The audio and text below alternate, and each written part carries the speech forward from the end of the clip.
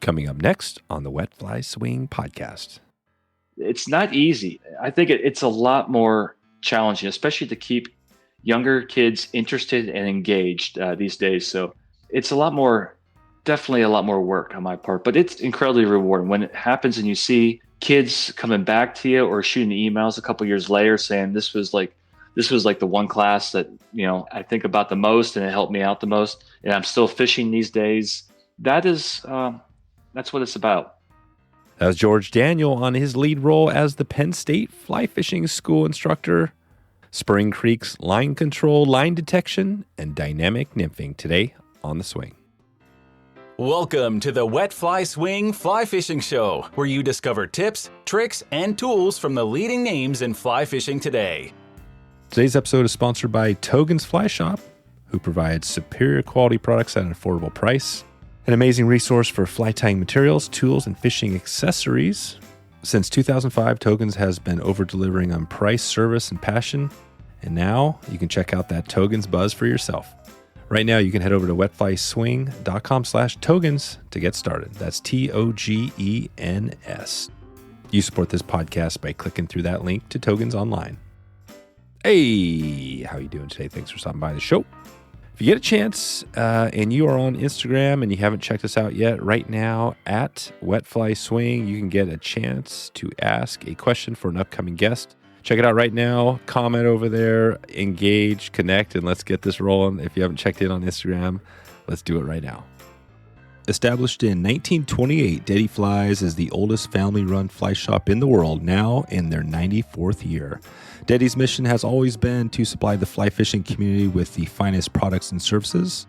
Every fly they sell is either tied in-house or by a handful of select domestic tires. Please head over to wetflyswing.com/Dette to grab your in-house flies today. That's wetflyswing.com/Dette, Dette, to support this podcast and the oldest fly shop in the world. George Daniel is back on the podcast today to take us into Central PA and the fly fishing school, Euro nymphing. We're going to dig into it all today. We get some insight into his masterclass, get the story of how dynamic nymphing came to be, and we get his go-to deep nymphing line. Plus, we get the inside scoop on George's background in basketball, and we find out whether he could do the two-handed windmill dunk. Here we go. George Daniel from livingonthefly.com. How you doing today, George? Great, Dave. How are you? Good. It's great to have you back on here. It seems like it's been an eternity since we last talked. I just looked back. It was episode 55, and we're on episode north of 450. So it's been about 400 episodes. And so I'm happy to have you back on. And also want to hear what you've been up to since the last time we talked, which was probably a few years ago. How things been going? Give us a little update in the last few years. What have you been? I know we've been through COVID, but what else has been going on the last few years? Last few years for my life is definitely family. Kids are growing up. Boys 12, girls 14, going on 24. So it's been good. They have their own social lives now and interested in the opposite sex in sports and not so much with mommy and daddy. So it's been a turn, but it's been good. I hear they always come back, or they usually come back. So that's right. So it's been good. But other than that, life's been great. I ended up getting a full-time, basically teaching position at Penn State University. So I am the director of the Joe Humphreys Fly Fishing Program at the Pennsylvania State University. So it's a professor job. So it's pretty cool. So it's a professor of fly fishing. So it's been fun the last year and a half. A big change. Someone that has pretty much gone entrepreneurial for the last 12 or 13 years of their life and now has a bit more structure. But I guess structure is good, so I welcome it. Wow, that's really cool. Yeah, I remember that last time we talked. I think you were just on the verge of potentially there was an opportunity there, and I think we had George on the same year. And then, I can kind of see it coming. Now you're there. What's it been like? Has it been like, what is the daily? I mean, I want to dig into that today, a little bit just to hear what that's like, because I don't think every university around the country has the same program, right? Yeah, correct. Very few do. I mean, we're part of kinesiology, but basically it's a phys ed course. So it's an elective, and we teach like 3 different levels of it at Penn State. We have actually a minority fly fishing program, we have a basic program, and then we have kind of a more advanced program. So I teach a total of 7 sections, and then we have another instructor teaching 1 section. So basically 8 sections, 100 or 25 students per section. So, we've got close to 200 students enrolled in fly fishing every semester. So it's and there's still a waiting list. So Amazing. It's a pretty popular class in our program. Wow, that is so cool. Do you get people that are coming there just for the fly fishing program? Do you ever hear that that's happening? There's 1 or 2, but they're usually the worst students. Right. But no, there's a number of people that do come to Penn State just because of the university, the town, but also because of the resources we have outside within a 15-20 minute drive from campus. So it's you do get a few of those students for sure. Gotcha. Cool. Well, yeah, I mean, the section is interesting because, just thinking about how the program is laid out, I'm just interested in that a little bit. Like if you have somebody come, let's just take it to the advanced course. If somebody's coming in and they're at the advanced course, what does that look like? What does their term look like there? So when we say advanced, it's basically we have a prerequisite. So either you have to take the basic course or you have to have adequate experience fly tying and fly fishing other than that. So basically, this is just still very fundamentals, but just taken like 1 step further. So like in the basic class, we're just talking about basic casting, line control. Here, we may actually start talking a little bit about like double hauling, shooting line, just things of that nature. So it's not overly advanced. It's just 1 step above, I guess you could say novice, but it's a great course. Yeah. And and I know you don't necessarily do any guiding, but you kind of do teaching on the side when the time allows, right? Is that like, what would somebody get if they had a chance to get into that program where they, come to, you teach them? Is it similar to what they'd be learning in the classes or another level? No, with the classes, when I teach, it's like 2 completely different instructors. At Penn State, it's very, very basic, and you're kind of teaching to the average. Where I have my private lessons, I still do probably too many of them, to be honest with you. It's full this summer, but they are coming in. Like I deal with usually some very, very skilled anglers. So I deal with like a lot of like competitive youth anglers that are on the U.S. youth team, or just very skilled anglers that want to maybe get like maybe 5 to 10% better.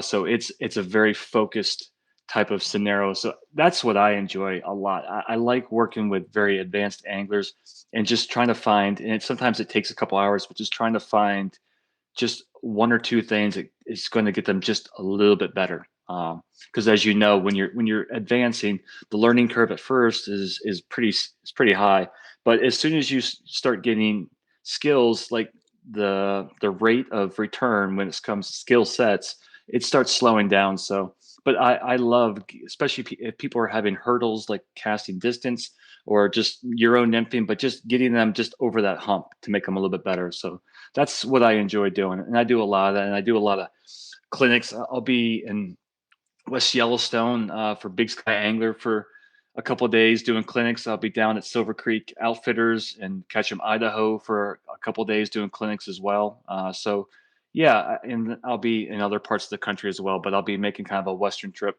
to do a little bit of fishing and then also do some workshops. Right. And workshop. Are you doing quite a bit on the East Coast as well, or as much? Or it sounds like, you got a lot going on the West, but that's just kind of, you take your Western tour and then circle back around.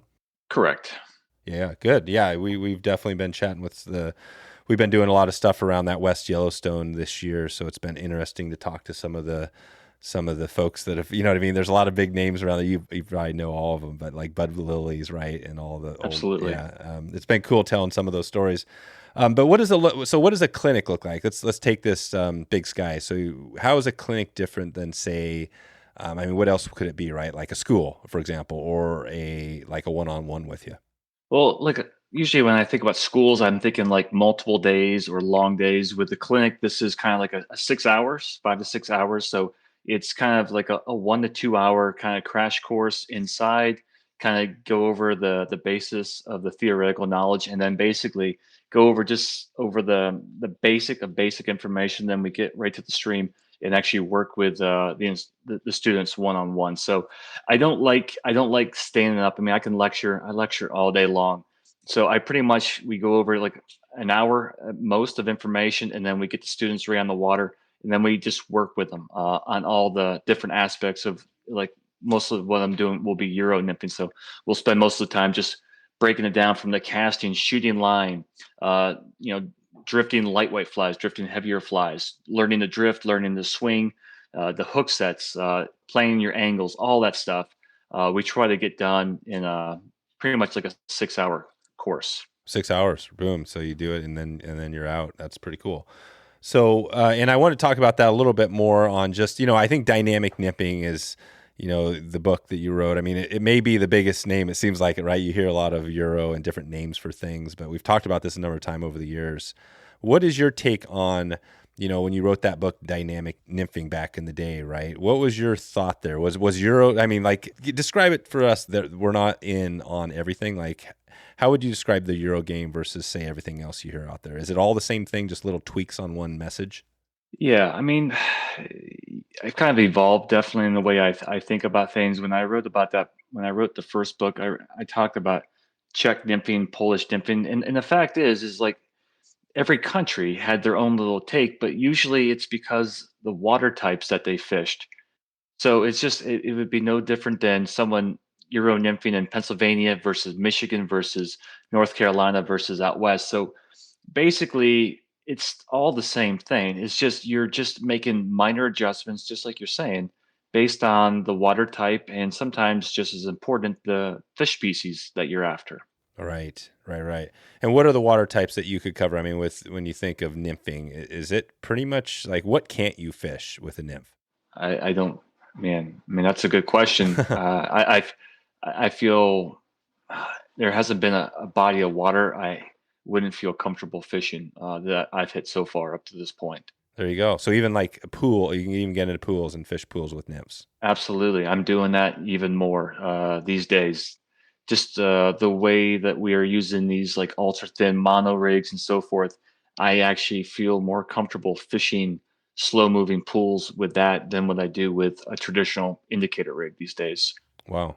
That's cool. Yeah, that's great to know. So, I mean, and that is always the thing, I think, pools, right, water types. I mean, if somebody's coming up, let's take it to your home. Let's go to your home water. I'm not sure. What is your area? Are you fishing if you're at home, what is the rivers around your area? I mean, the bulk of my fishing are the limestone streams in like north central Pennsylvania. So I've got streams like they're called Spring Creek, Big Fishing Creek, the Little Juniata, Penns Creek. Those are kind of like the big four. But then there's a lot of other bodies of water I do fish just also within that same area. Yep, gotcha. Okay, so yeah, these are the ones we've talked about some of those over the years as well. So if somebody's heading out there and they're in the area and they're heading out to this, what is the first thing you're telling them? Let's say they have some experience, but they've got some struggles with the nymphing. Where do you start somebody out? I mean, I guess you just kind of analyze their casting. Is that the first place you start? I mean, when it comes to when people come to visit, usually I would say, and I say this over and over again, but like 80% of the problems people have with Euro nymphing is a lack of line control or strike detection, and that is directly due to casting slack and just not making a good presentation. So it's just simple little things without geeking out, but it's about body position.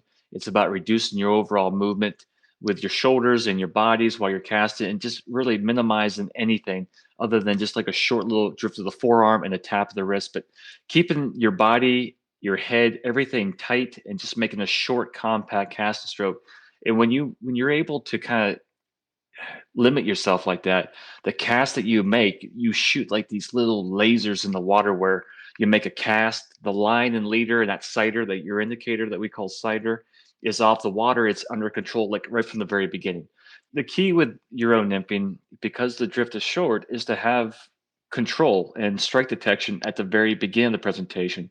When people Euro nymph, a lot of times when they're fishing, they're saying, "Well, all my strikes occur halfway through the presentation or at the very end," and it's not that fish aren't hitting the fly in the top end. It's just they've got no control. So my job most of the time is to clean up the front half of their presentation. And sometimes depending on the person, sometimes type A personalities, they just want to try to overpower, complicate things. It might take like an hour to 2 hours of basically breaking them down and rebuilding them. And for some people, like they get it within 5 minutes. But really, if you can get the cast, seeing the strike and detecting the strike, it's a piece of cake. But it's just getting control from the very beginning. So that's what I spend a lot of my time on. Gotcha. Okay. And what about the flies? I know you've written a lot about flies and fly tying. How important is that when you're out there selecting? Let's say we're in Pennsylvania hitting something, a stream. Is that critical? Like, let's say you got the cast and that down. How important is the fly? Yeah, I don't think they're as important as what most people believe they are to be. Most of the time, I go back to my competitive roots. I still hang out and talk with a lot of great comp anglers, and usually, like good comp anglers will have a list of maybe like 6 to 12 flies that they like. Sometimes like darker colors, lighter colors, maybe some flies with a little bit of flash, but basically no more than like a dozen patterns tops. And then just tying those in a couple different sizes, and more importantly, different weights or different size beads. Other than that, it's just like I tell my students at Penn State: size, shape, and color. Fish that are feeding on the surface with dry flies, they tend to be a lot more particular about what they eat. But with nymphs, if you get something that's small and somewhere, subjective, or basically that's close enough, they're going to eat it. And there's only a few times if there's like really unique hatches or different insects that are very unique physically, then you might want to tie something more specific. But most of your mayflies, like PMDs and blue wing olives, I feel you can easily imitate those with just variations of like pheasant tails. Right. Yeah, the pheasant tail, again, that's the fly that just pretty much different colors, different weights, sizes, like you said. Let's take the pool. Let's say if you're at a pool, talk about that. How are you setting up, and I guess maybe talk about some depths and things like that. But how are you fishing a pool with the kind of the Euro indicate? Well, just the Euro setup. Well, usually with pools, I mean, when I'm hitting pools is when I'm either stuck at a pool or when the fish are on lockdown and they're just holding in the slowest, deepest sections of water. I tell my students at Penn State, like there's a couple sections where we'll do field trips, and there's a couple bridges, walking bridges that go over these pools, and they walk over these bridges, they look down in these slow, deep pools, and they can see these fish laying on the bottom. And I kind of explain to them most of the time that's fool's gold, because fish that are typically at the bottom of the pools and they're not active, you don't see any tail move or fin movement, like those are going to be very difficult to convince to eat the flies.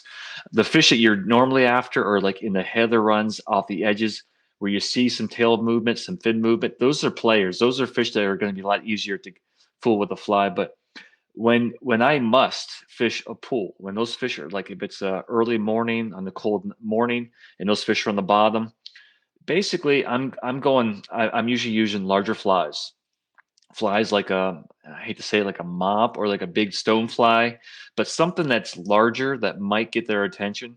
But the system that I'm doing it's all level monofilament with most of my Euro fishing. So I'm fishing like level 6 pound test. So there's no fly line, there's no Euro line. It's basically like 35 to 40 feet of like level 6 to 8 pound test monofilament. I have a sighter and then my tippet off of that. But what I like about this system is basically you can cast because the system is light. You're fishing fairly heavier flies. You can make a cast and you can cast like 35 to 40 feet. The flies, when they drift, when the cast is made, the flies will drop quickly down to the bottom. The big thing with pools is pretty much as long as you can within limits, getting physically within like 1 or 2 rod lengths of the rod tip. And essentially, you're just trying to fish directly on the rod tip. And again, this is very difficult to explain without a visual. But essentially, when you're casting, you keep the rod tip pointed upstream at the sighter.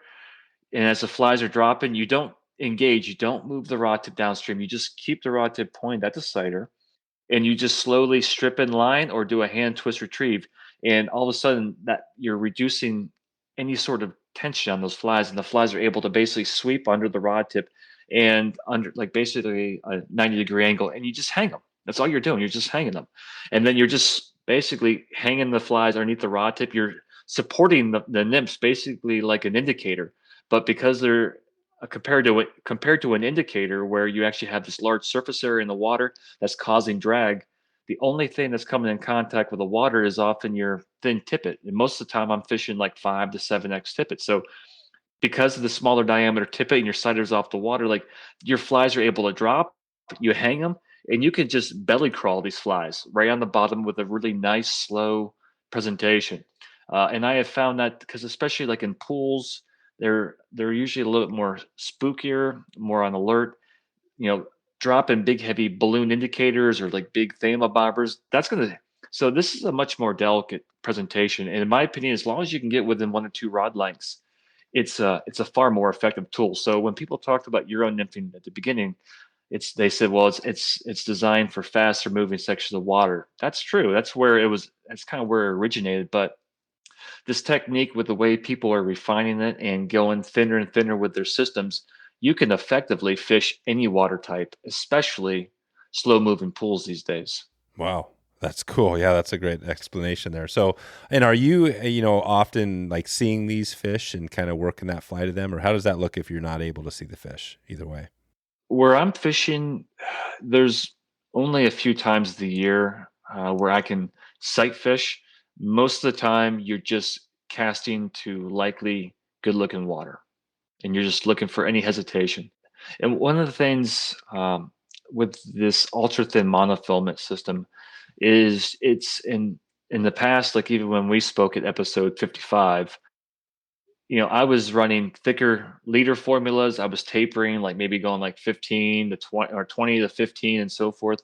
It's all level now, and it's basically taperless, and it's small diameter. And it's just that smaller diameter, it's easier to cast. And when a fish strikes, like you can often feel it. And then if you can't feel it, there's a distinct jump. Like that thinner monofilament, you will see that line. Like anytime a fish strikes, it's going to jump. There's going to be a distinct movement, where before with thicker systems, you'd be like, wow, is that a fish or is that a bottom?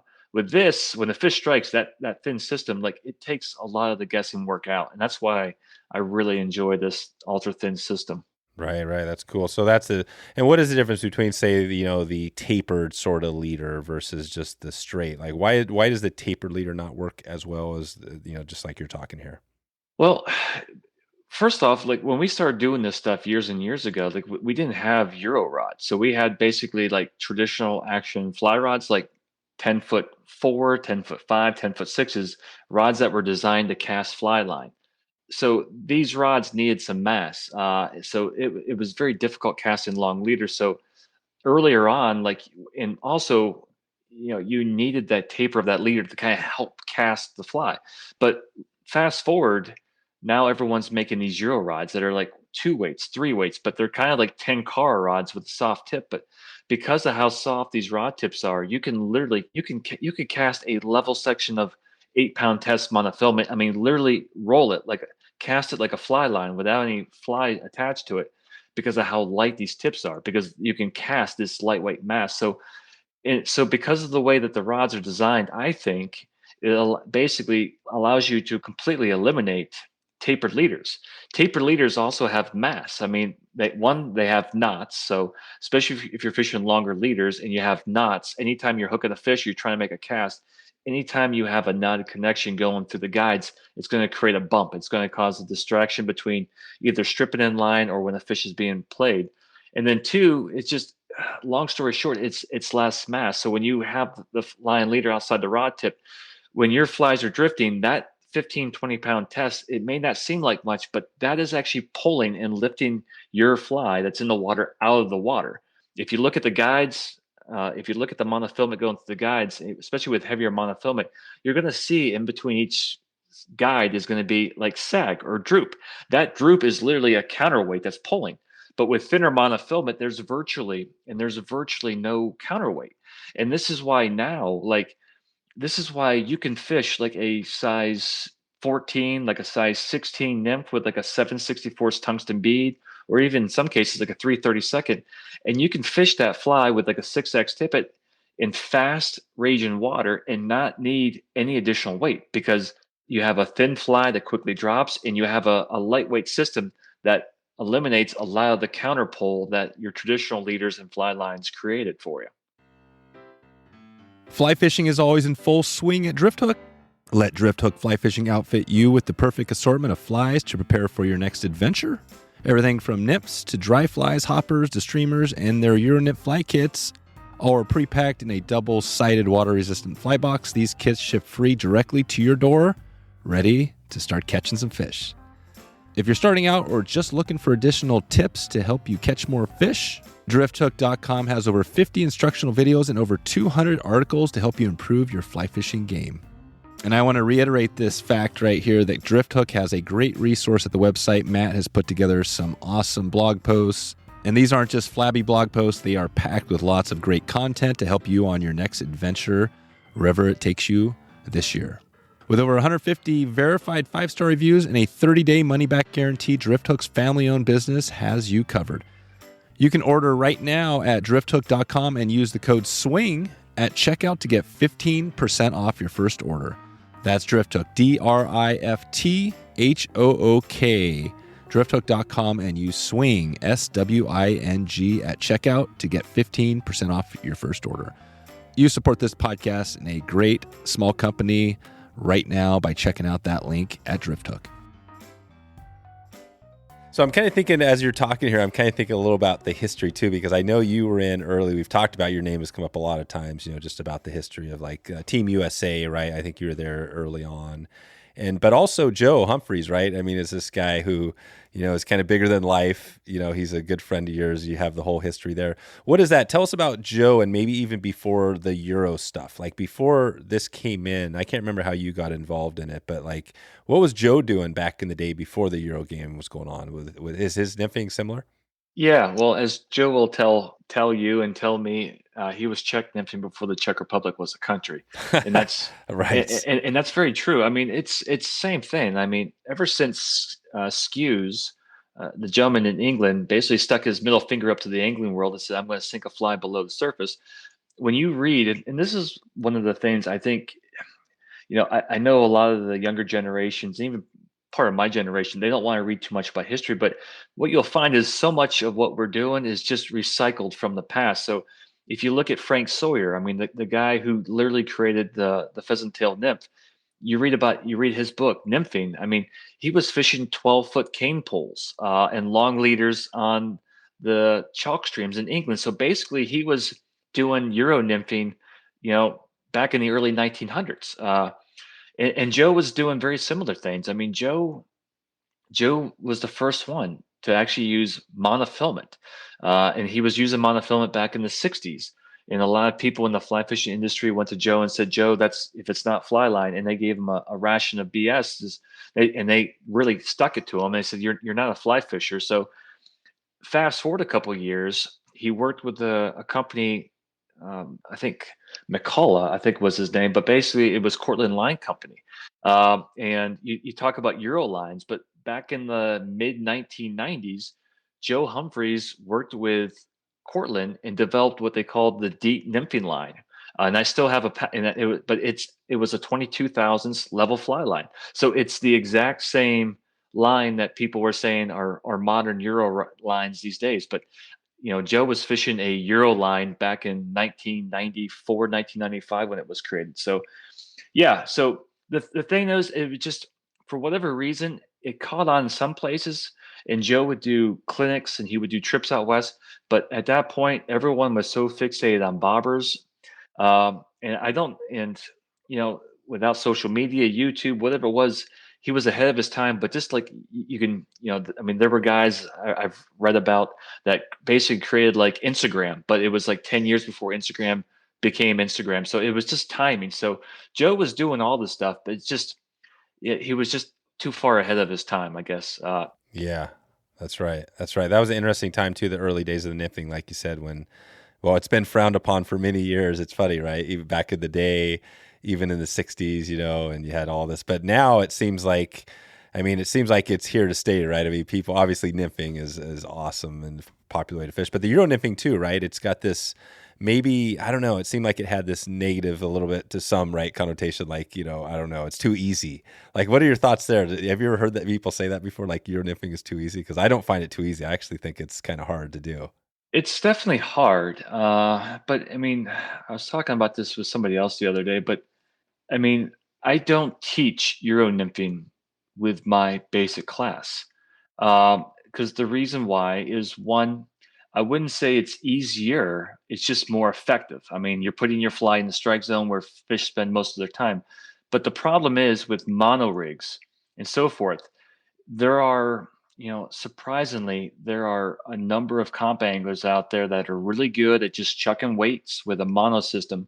But if you were to put them into a situation on like the Henry's Fork or on the Delaware River and they needed to make a 60-foot cast with a dry fly and make a reach mend, there's so many people in, like on our youth team. When I took over the youth team a year ago, I was surprised on how poorly the kids were. There, maybe in the group of 15, we had maybe like two kids that were actually adequate casters. The other ones were pretty good nymph fishers, but they absolutely sucked at fly casting. So to get to my point is I don't teach Euro nymphing at first because when I did that the first semester, I taught as a basically a part-time instructor.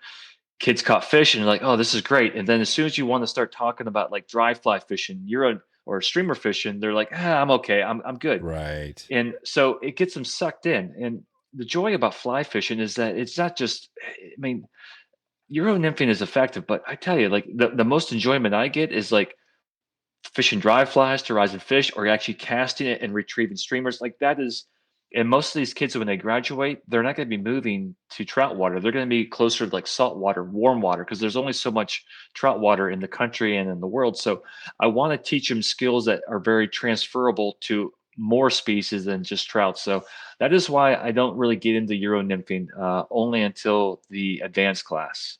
Oh, gotcha. Yeah, yeah. No, that makes sense. And I think that, I mean, the evolution of anglers, right? It seems like everybody starts at one spot and then they work their way up through this evolution. I mean, what has it been like for you over the years? I mean, yours has been kind of public on display a little bit probably, but what does that look like? Like from where you started, do you see your evolution over from Euro back to dries and or whatever and all sorts of types of fly fishing?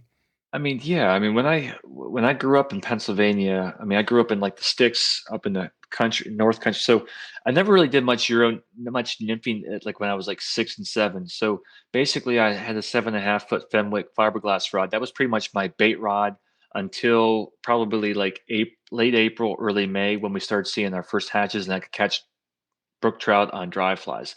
As soon as that I could do that, it was pretty much all dry fly fishing until the fall when the fishing stopped and then the fishing season was over. So grew up fishing dry flies, and then we relocated into central Pennsylvania where the fish, they're not brook trout, they're wild, wary brown trout. And a lot of times, your window of opportunity to catch fish on the surface is limited. So your best opportunity is to catch fish below the surface. And that's when I started reading Joe's book on trout tactics and basically learned his form of Euro nymphing. And I did that until my early 20s and then got involved with the U.S. fly fishing team and then started traveling and started picking up these tips and tricks, but got into Euro nymphing. But, I'm always back and forth. I just like to tinker around. So basically, dry flies, streamers, nymphs, and it's not just trout too. I mean, I love carp. I mean, I love bass. I get into musky. If I live closer to salt water, I would probably not have a job because I think salt water is just especially the warm salt water like around the Yeah. Keys. I could do that a lot more. But yeah, but I'm a tinker. I just love to do it all. That's right. That's right. And when you started, remind us again when you started connected to the Team USA. Was that right at the start with who was there when you kind of got into it? So when I was there, Lance Egan was already on the team, like a couple years in, and then pretty much there were a couple. Jeff Currier was on the team. So besides Jeff and Lance, there were some other really good anglers, but guys that never. I don't want to say it like, but guys that just kind of got on there just because of it was a kind of a closed circuit, and then in 2005 they started opening up qualifiers, and that's when guys like Devin Olsen and guys like Pat Wise started trying out, and then that's when they started getting a stronger pool of anglers on the team. So I was at the beginning when they actually started opening up qualifiers, and it was a great experience. I mean, something I wouldn't trade for the world. I had a good run, but I kind of fell out of love with competition fishing after the first couple of years. You know, after I won a couple of national championships, I got fifth in the world.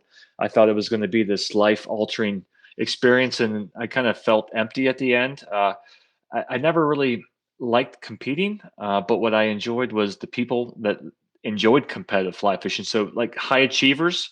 So it's kind of hard to say, but like winning medals, being called that. Right. The greatest fisherman in the world, on the planet. Yeah, and there's no such thing as that, but that nothing to me. But being able to like surround yourself with like the best anglers in the states and the country, that was amazing. And then more importantly, I think I love systems. I love like missions. So like having, like just if I'm going to be fishing a lake in this world championship or the nationals, like preparing or trying to find the venues. But I love preparing and I love training, to be honest with you. I love the process of all that. But when it comes to competition, I'm just as happy when it's over. I like kind of leading up to it and everything it involves. That's interesting. So do you like all the travel or not? I love to travel because that was, to me, like, I think the most enjoyment I had was, I think I competed for 5 years, but then they asked me to come back to captain for a couple additional years. But like my most enjoyment is like when we went to Northern Italy the one year. I was captain of the team. We would go out and we would fish the foothills of the Italian Alps, just gorgeous country. And, we would come back and we were nestled on the side hill, just like it looked like it was Switzerland, but it was like you see like on one of those little Switzerland commercials, but we were in Italy. And the guys would be staying back, tying flies, preparing for the next day. And as soon as we dropped those guys off, I would, there's trails, like, and I would just go running. I would just run with my camera and I would just run for like a couple hours, run into villages, get some cafes, and then run back. But like, to me, like that was awesome because not only did I get to go fishing, but I actually got to experience the culture. And I got to do that in like Czech Republic, and Portugal and some other places. But that's what I really enjoyed, was actually the travel. But because when these guys travel to these world championships, they're very focused on the task. They don't really get to kind of experience the culture, so to speak, because you're on the water and then you're heading right back. And that's one of the things I didn't like at first, but when I captained for a couple of years, I absolutely loved, because I got to spend those hours after those guys were off the water doing that. Right. That's pretty cool. And is that like trail? Do you do a lot of trail running now still, or is that what that was? Oh, I love training. I mean, it was something that when I run every day, I haven't missed a day. Well, I've missed 3 days in the last 10 years. So really, you've run every day for the almost every day. Yeah, but it's usually 2.5 to like 4 miles. So I don't run longer distances. But yeah, it was like 2 days. There was a kidney stone. Right. Like, and then there was a massive flu. But other than that, like 3 days I've missed. But what's your secret? Because I mean, I think this is something I would love to get into, where it's like more regular. It's routine. So basically, I read one of the Navy SEALs books years ago, but. And I hated running because I was a basketball player. The only way you get me running was actually with a basketball.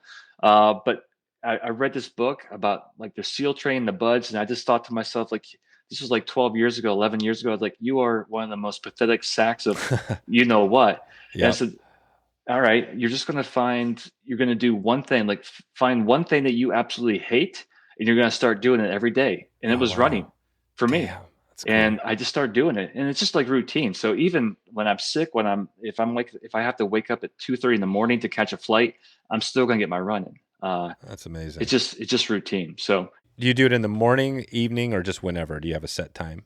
Mostly morning, but sometimes if I have travel or things do happen, if I have to, there's been a couple times where I've done talks like in Philadelphia, and I come home, I get back home at like midnight. And I'll just get it over with. I'll just suck it up for a half hour and just run and get back. But yeah, just get it done. So when you do the midnight run, does that count for the day before or the next day? The day before.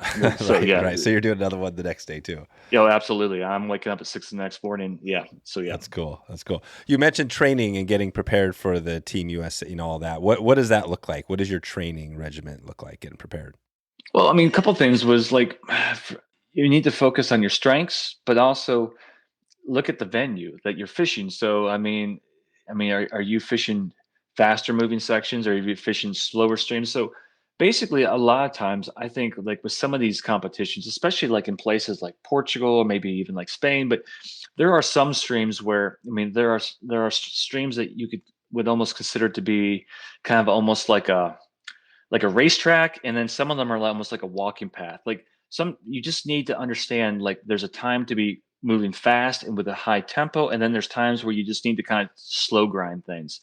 And for me, I had, I started getting into meditation a few years ago, but when I was competing, I was like a type A personality. It was like a monkey brain. For me, it was so difficult to stay confined into like one area and then just thoroughly work the water. So like with the world championships in Portugal, the ones that I did pretty well on, and I knew the venue that was coming in there, and I knew for me, my biggest weakness was just learning to slowly and methodically work the water. It was painful, but I would just find streams around here where I would just mark off a section of water and just say, okay, this is 100 yards. You're going to fish this in like 3 hours, and that's it. Like, and you're going to make one pass. That's it. Just things like that. But just understanding the venue and then knowing your weaknesses and some of the things that you need to work on, because it's always easy to work on your strengths, but when there's things that you're trying to cast under tight brush and small streams and so forth, these are all things that you need to do. And I still do this on a regular basis, even when I'm teaching, when I'm coaching, when I'm fishing these days. Like I write a daily journal, and there's always a couple things that I just think, well, I could have done this a little bit better. So there's always, and that's what keeps it fun and enjoyable, and it kind of keeps me moving. Obviously the learning curve isn't as much as it was in the past, but I still feel now that, I feel like I'm a far better angler today when it comes to casting skills, knowledge, than I was 10 years ago. But yeah, it feels good.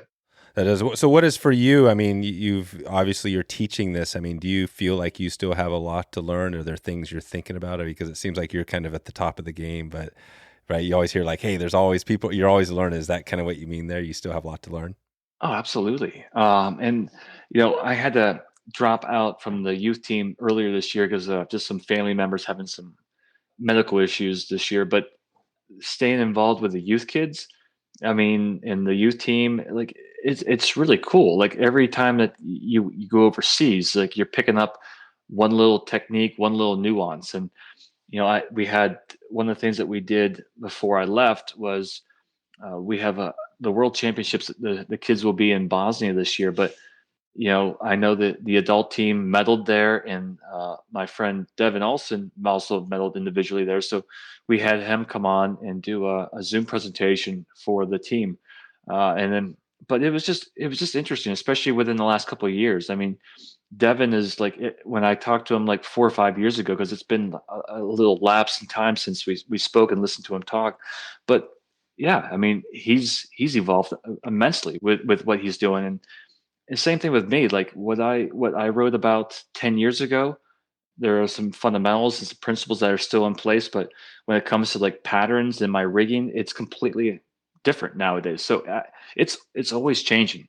When did that dynamic nymphing book? First, I guess, when did that idea come to write that book, and then when did you publish that? Well, the book came out in 2010, but it was from Jay Nichols from Stackpole Books. So he was the one that kind of, and a guy named Paul Weimer, who had written some books. He was my boss at TCO Fly Shop after grad school. I worked at a fly shop for a couple of years, but after some of my exploits with the adult team, they're like, maybe you should write a book on this stuff. And I was like, I'm not going to write a book. I mean, if you talk to my 10th grade English teacher, they'd be like, no way in hell this guy is going to write a book. And it was painful. I mean, that book was, but it was, and I was like, and then, they spent some time with me. Like Jay would spend some time coming up fishing with me, asking me questions, fishing the water. And then basically, like, he didn't tell me what to say, but he would just ask questions. And pretty much when he was asking, he was able to ask amazing questions. And that kind of started generating like this template. It's like, maybe there is enough here for me to talk about. And that's kind of how the book came about. That's it. And then what you're saying is now that book, even though a lot of the principles are still valid, you've changed from some of the ways that you fished than versus that book. Absolutely. Yeah. Yep. Yeah. Wow, this is cool.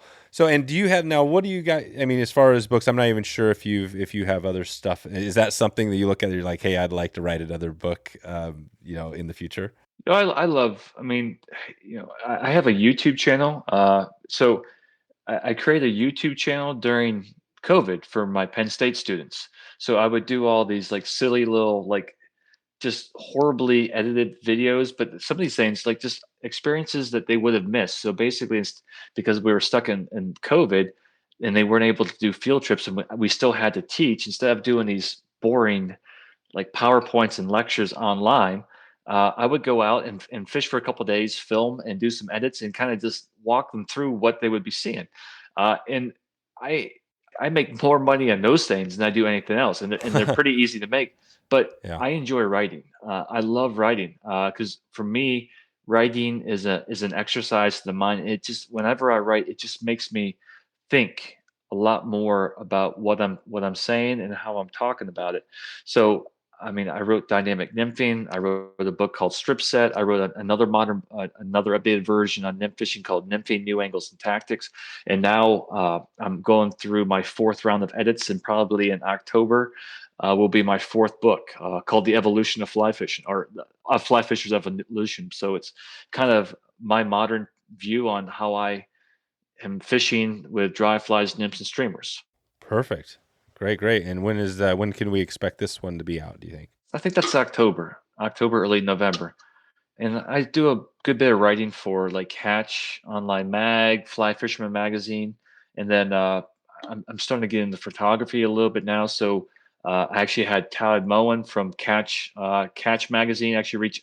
So I'm going to do a whole feature on musky fishing and my exploits in musky fishing over the last year, kind of a photo journal of my fishing. So it's exciting. I mean, I'm just into teaching and what I'm doing now as I was 20 years ago when I started getting into this. That's great. So you haven't lost the passion, right? It sounds like you still got it going pretty strong. No, I think too is just it's mixing up a little bit.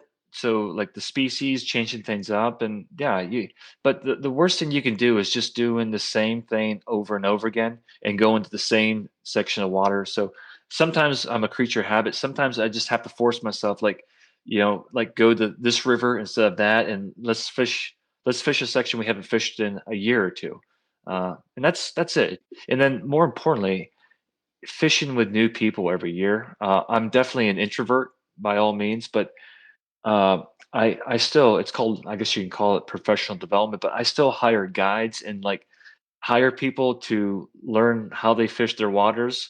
And it's great. And try to find people locally to fish with once in a while, like people who I think I can just, benefit from, and then hopefully they can maybe even benefit a little bit from me. But just keeping it fresh like that is going to make this so much more enjoyable for the long term. Today's episode is sponsored by Eastern Idaho's Yellowstone Teton Territory, Idaho's most renowned zone for fly fishing, from the Henry's Fork to the South Fork of the Snake and all the high alpine lakes and streams in between. Yellowstone Teton Territory provides anglers and other outdoor enthusiasts with all the information they need to plan their next big trip. You can visit wetflyswing.com/Teton right now to get the full list of outfitters, lodges, fly shops, and all kinds of inspiration to get you started on your next trip to Eastern Idaho. That's Teton, Teton, wetflyswing.com/Teton. You had this, I think the Fly Tires Masterclass, I think you had some information out there. Talk about that a little bit. What's that about? Maybe describe some of these patterns. I think you've got some of your main patterns. Talk about like, what is the Master's class? Is this like an online course video? What does this look like? This was just a video production. We have a DVD. You can download it on Vimeo, but it was just this was shot like 4.5 years ago, but just video, some of my like top, I think 8 or 9 favorite nymph patterns. So just talking about, just not tying them, but just talking about what's going through my mind when I'm tying them, like just fly design, taper design, and so forth, and then showing you also how to fish them in a couple different situations. So it was just kind of a fun project. Jay Nichols, my book editor, but also did all the filming and the editing. I mean, he did it's a beautiful, it's a great, very well done. So it's just it was a fun piece, just sharing some of my patterns and how to fish them. Yeah. What is just a quick little snippet on that? What would be one? I know there's a few patterns we would know about, but what would be one you'd pick out and say, hey, this is a pattern you like, and talk about how you might fish it?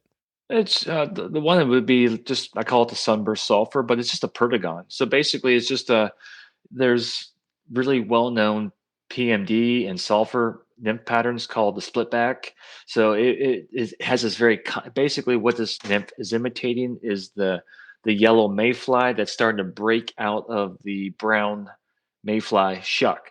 And some patterns are these complicated. They have these humpbacks where you have like a layer of foam for the wing case, and then you have a biot over top of that, and then they split the biot. So you have a little bit of this foam like peeking out. Like it's highly, highly complicated. So just taking something like a pheasant tail, putting some Coke de Leon tail fibers, taking some yellow holographic tinsel, folding that over for the wing case, and then maybe hitting it with some glue or even like some epoxy and creating like this hard body. But you have this pheasant tail-ish fly with this yellow bright wing case without all the other fuss and the muss.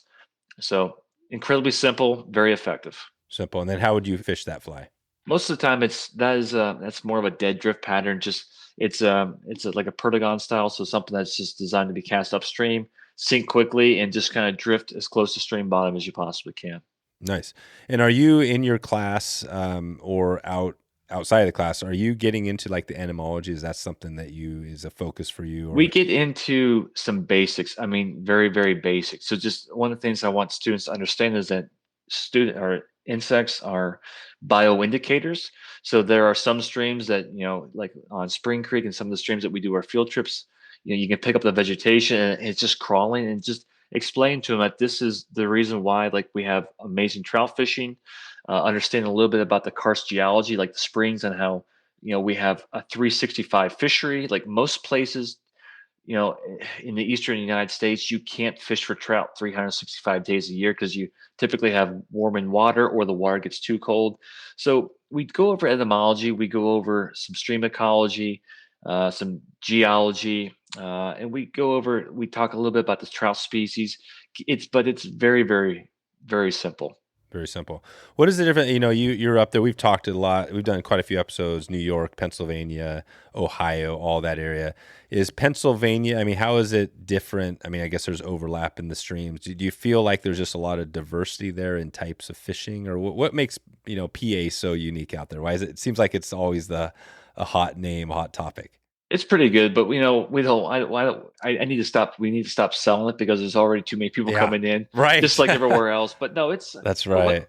Again, it's the karst geology. So a lot of our streams are spring fed. Yeah. What is the karst? Remind that the karst geology. That word I'm not even totally familiar. So with. What is it? It's limestone. So like whenever you're doing, like, if you have acid mine drains, or anytime you have issues and you're trying to buff up the pH and put some better water quality in there, often they will dump lime or put limestone rocks, which has a short-term effect. But basically, lime kind of neutralizes a lot of the acid. It just makes the water quality a lot better.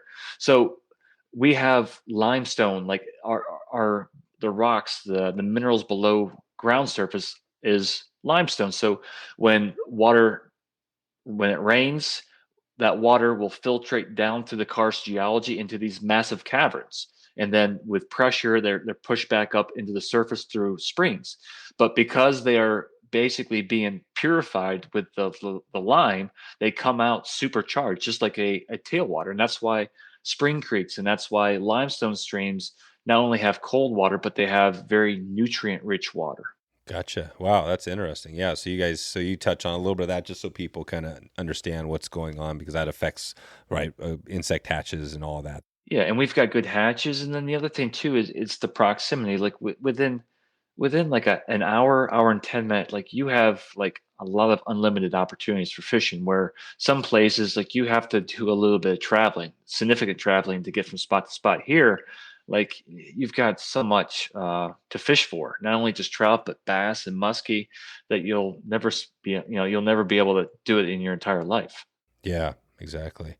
Nice. Well, we're going to take it out of here in a few minutes here. I just was thinking, big picture. We've had a few episodes where we've talked about changes and, the environment and kind of like climate change, stuff like that, and, invasive species versus native species. I mean, do you see much of that and do you guys talk about that? I mean, do you think about that much out there, like changes in, say, brook trout populations where, you see musky and things like that, where maybe bass will be doing better, right? Like, what's your thought there? Is that something that crosses your mind much? It does. I mean, I know there are definitely cycles and trends in weather, but there is definitely something that is abnormal that is going on. I mean, and to deny that something is going on is just completely just denying the truth. But yeah, it's alarming. I mean, I know a friend of mine, Robert, a guy from Virginia, is a fisheries biologist, but he was studying. I think he was studying smallmouth on the Yellowstone River in Montana. And I mean, every year they're finding that like the smallmouth are moving further and further up. And I think like last year, people were catching smallmouth in Lamar Valley on some of these. So like, it's not good. I mean, this is not a good thing. And like, there are places where I go on Spring Creek where, especially even like on the lower end, where it dumps into a warmer body of water, but I'm seeing sometimes bluegills and like Oh, wow. largemouth in like these slack waters off to the side. So it's different. So you're seeing it. So you're seeing it in your area too. Oh, without a doubt. Yeah. Without a doubt. Yeah, that's it. Yeah, it's interesting. I think it's always a tough, conversation to have, right? Because of some of the changes. But I think obviously there's groups out there that are doing some good work. Do you guys have any? Do you hear much about that? Or there's some conservation groups? Oh, we have. I mean, in like Central PA, I mean, we have a lot of organizations. We have like the Clearwater Conservancy. I mean, we have obviously Trout Unlimited and so forth, but we have a lot of groups, and we also have a lot of the kind of the grassroots organization that are like teaming up and like doing water quality sampling on a lot of the headwater streams on like all the major drainages around here. So we have a very active group of people, and Penn State is continuing to do a lot of research on just all that. We have a pretty active Fish and Boat Commission and Department of Environmental Protection, Department of Natural Conservation. So, it's the research is being done. What to do? Yeah, exactly. What's Penn State like? What's that? Is that kind of like you walk on that university, and how's that feel? Is it a pretty good, pretty amazing feeling working out there? I mean, it's a cool environment. It's it's just it's different. I mean, I love working at the university. It's just, but sometimes it's difficult. I mean, I actually get less stressed like doing trips, like running clinics and workshops. Because I mean, as much as people are into fishing, like when people come to like me to do a lesson, like a private lesson, like they're already sold on me, and we're gonna work. I mean, it's not saying that they won't ask questions or like second guess me, which is what I expect from them. But when at Penn State, like there's a period of time, some like maybe like 3 to 4 weeks, where they're just trying to feel me out. Like, is this guy for real? Like, because all they know is that there's this tall, lanky dude. I never I never explained to them what I've done in the past. All they know is that you've got this tall dude that is just teaching fly fishing. And eventually, some of them will do research, but like the first 3 or 4 weeks, it's just you have to like earn their respect, and that's good, and I enjoy that. But it's tough at first, and then at the end of the semester, it's great, and then when you have summer break, and then when you're going right into the fall semester, like you're starting all over from scratch again. So it's not easy. I think it's a lot more challenging, especially to keep younger kids interested and engaged these days. So it's a lot more, definitely a lot more work on my part, but it's incredibly rewarding when it happens and you see kids coming back to you or shooting emails a couple years later saying this was like the one class that I think about the most, and it helped me out the most, and I'm still fishing these days. That's what it's about. That's right. Do you find most of the kids that are coming through there in that program, it's like, they're just testing something out, or do you find some of these people are moving on and staying kind of in the industry sort of thing? I would say like probably like 70% of them are like testing the waters, and like 30% of them are usually just there for the grade. But within that 70%, like there's like I would say in some situations, sometimes 20-25% that really, really get into it. And that's perfect, and especially from a group of kids. And most of the kids that come into my class have virtually no fishing experience. Most of them are like first time fishers, not just fly fishers, but just first time fishers. So to get like that segment of the population interested in the outdoors, especially in this day and age when you're competing with technology and so forth, I think that's wonderful. That's right. That is wonderful. No, that's huge. Cool. Well, let's take it out of here. We've got a new segment we're doing. We're calling the Liar's Den segment. This is presented by Togens Fly Shop. We're gonna have a few random questions for you. I kind of joke about that because I always think of the old. Well, you mentioned TCO, but I remember the old fly shop. How like people kind of BSing about fishing, and sometimes they're telling fishing stories. That's always the joke, right? Like how big was that fish? Like, what's your take? Tell me about TCO first, because I know you have a connection there. Is that something you're still connected with and working with those guys? I mean, I do some workshops and so forth, but they were just Tony Gemman, who's the owner of the company. He's kind of a quiet guy. No one really knows who the owner is. But they always see the managers of these other shops more in the limelight. But those guys, I mean, they gave me my first start after grad school. They pretty much like Tony. Like, there's not too many employers. When I joined them in 2006, I was also starting with the U.S. Youth, or was starting to compete. I mean, I was traveling for 6 weeks, and he basically gave me 6 weeks of paid leave to compete. Obviously, in the long run, it turned out good for him, but he didn't have to do that. So Tony was an amazing boss, and he really, looked after me and helped me out immensely during that time. So in that respect, I'm very, very loyal to the company and Tony for just getting me to where I am today. Amazing. Amazing. So, well, let's start that on the fish story. So, do you have a crazy fish story that we might not be able to believe? Is there any? Do you have? I know Joe's got some over the years, right? Some giant fish stories. Do you have one that's kind of unbelievable, or anything you think about occasionally? It's not like so unbelievable, but what was really cool, and it's not so much a fishing story, but it has involvement with the fish. So one of the things we did usually a couple of years ago with our kids before they got involved with sports in the opposite sexes, we would actually do a lot of snorkeling and so forth on the river. And there's a railroad trestle where we do these snorkels, and my wife would, I think she called it like Monster Island or whatever, because it's kind of like an island in between these trestles. But there's muskie in there too. But we would go in there and rummage around and find bass and just actually locate these fish. But this one day, I'm in there head below the water, snorkeling around, holding my breath, and I'm rummaging around this big root system, and I kicked out something, and all of a sudden I see this shadow come around the corner, and it stops like literally like 12 inches in front of my face. And it wasn't a massive muskie, but it was like a Oh 30, wow! like a 35-inch muskie, like mid, Damn! but just scared the piss out of me. I mean, just Wow! Did you're looking at like eye to eye sort of thing? eye to eye, like it wasn't even scared. It literally shot What it. did it look like? What was it? Could you tell what it was thinking? I no, I had no idea. But it just looked like this guy was just like, just get the hell out of here. This is my spot. But it was just, Right. but that was, and as soon as that fish came around, like I started screaming like just like a little child, started opening up my mouth, Right. yeah, and then jumped above the surface, spit out water. And my wife's asking me like, what the hell's wrong with you? And yeah, a muskie That's shut up on amazing. me. A So muskie. that was pretty cool.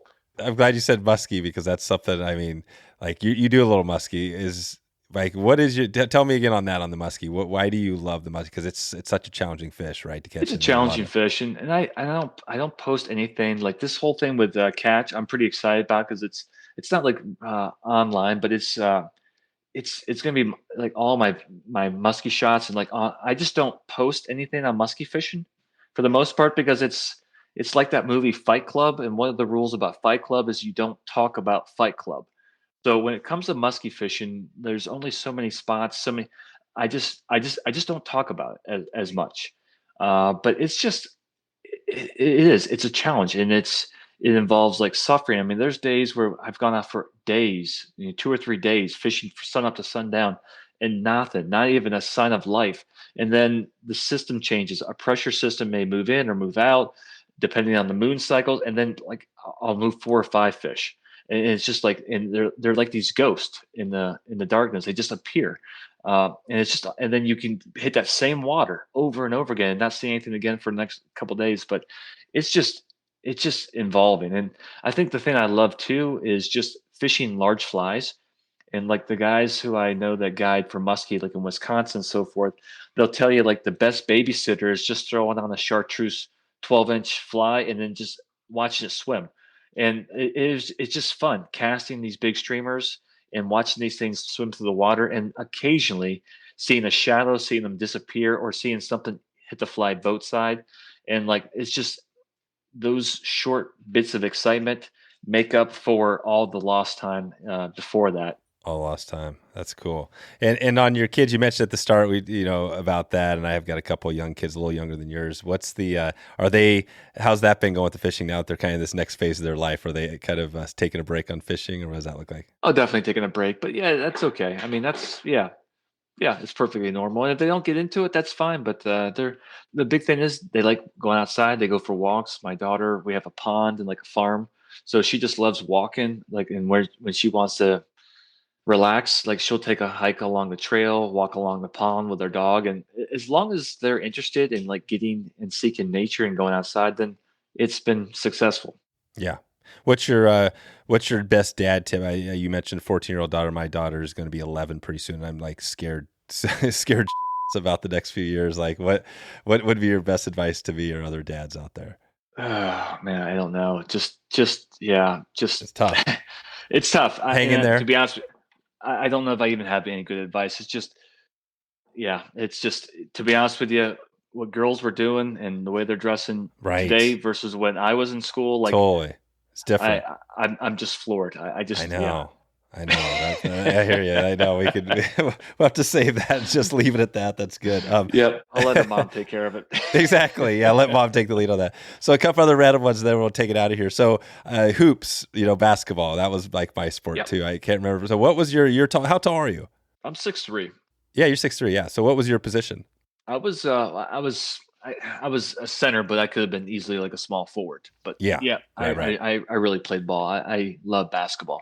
Yeah, you did. And was this like a high school thing mostly, or did you high school basically? And then I wasn't great, but I was good enough to get like a partial scholarship for a D2 school. Oh, and then talking to the coach at the university, he just said, "Well, I was dating my wife at the time, and who's eventually became my wife, and he's like, no girlfriends, like absolutely no girlfriends." Right. And it's like, no, that's okay. And then there were some other stipulations, and just to be honest with you, it got in the way of fishing.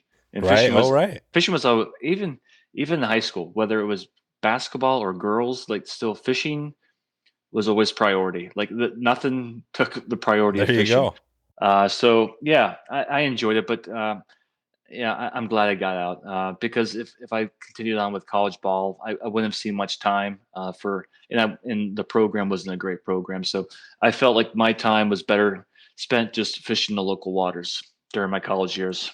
What was your greatest basketball moment in all of your years of basketball? Do you have one that sticks out like that? Was something I remember?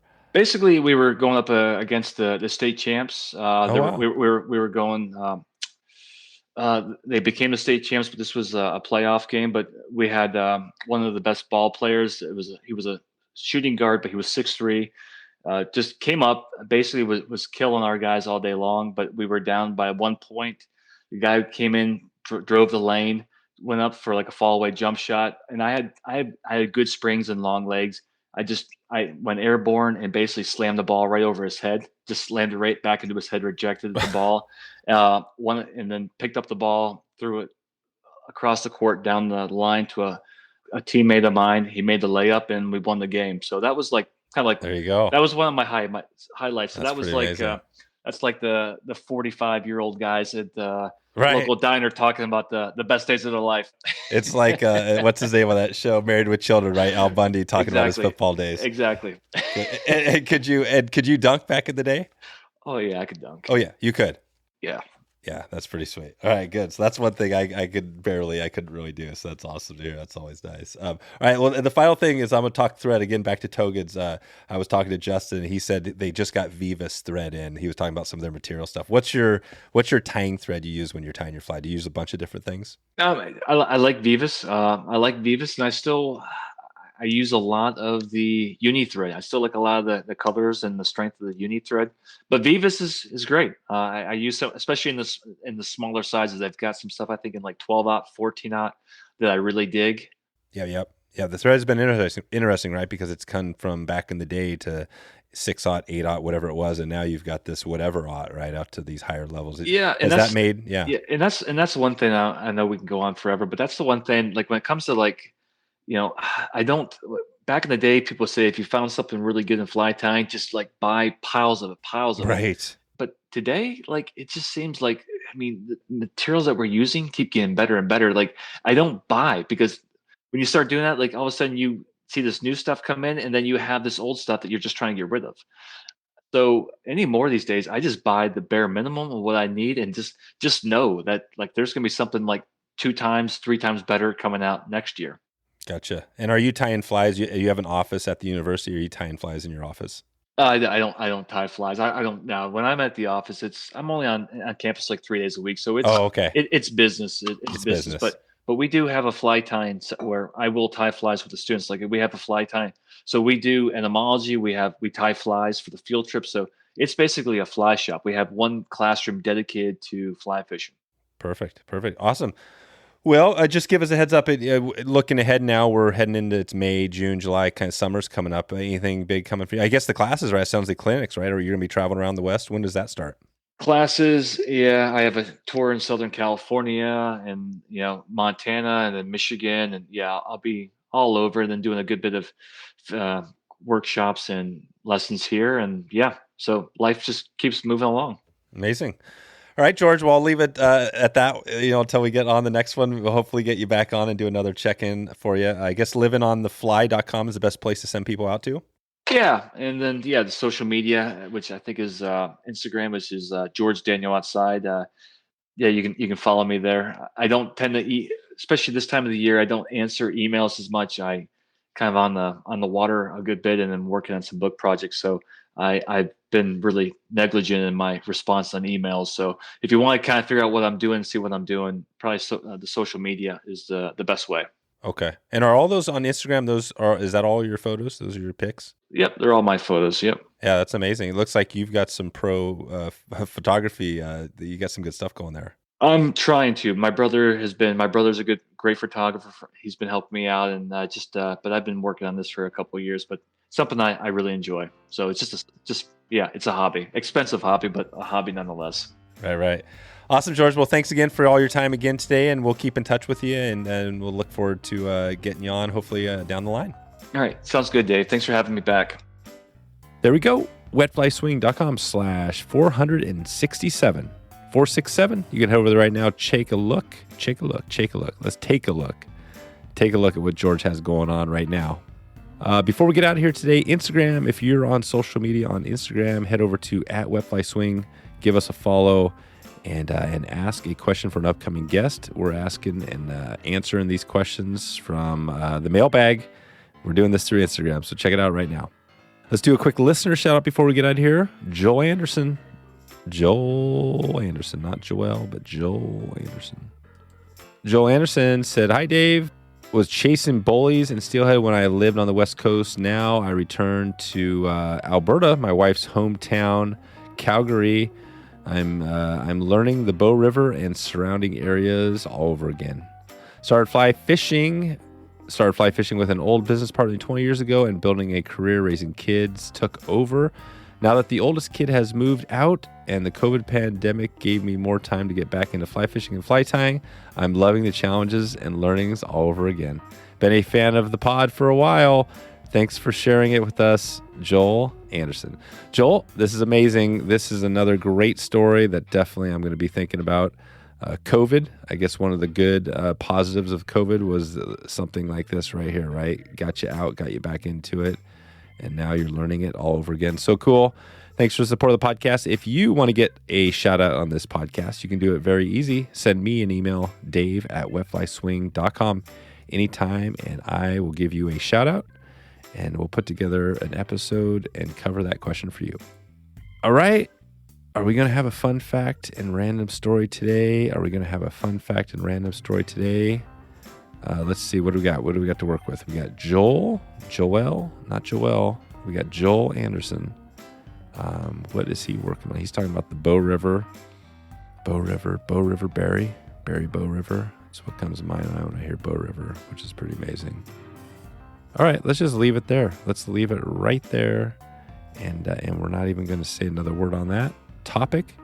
Leave it there. All right, if you get a chance, please connect with me online. And if you are thinking about one of these trips, you want to connect with me on a trip, you can head over to wetflyswing.com/school. Check out what we have going. All right, I am getting sleepy. I'm getting tired. I need a beverage because I'm kind of feeling parched right now. So I'm going to get out of here. I hope you are having a great evening. I hope you're having a great morning or a great afternoon, wherever in the world you are. And I appreciate you for stopping in today to check out the podcast. And I look forward to talking with you soon. See ya. Thanks for listening to the Wet Fly Swing Fly Fishing Show. For notes and links from this episode, visit wetflyswing.com.